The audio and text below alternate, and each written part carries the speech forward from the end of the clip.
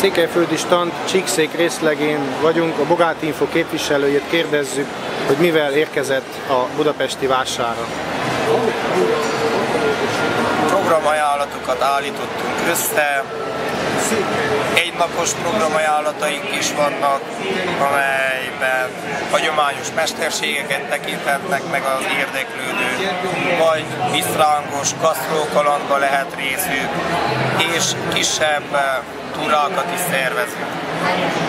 Kétnapos ajánlataink is vannak, Felcsíki, Alcsíki körút, valamint egy 3 napos barangolás Csíkországban című programajánlat, amelyben egész Csíkot bejárhatják az érdeklődők, Szentdomokostól egészen Szent Anatóig, Tusnádfürdőig és Gyímesektől egészen Hargita fürdőig.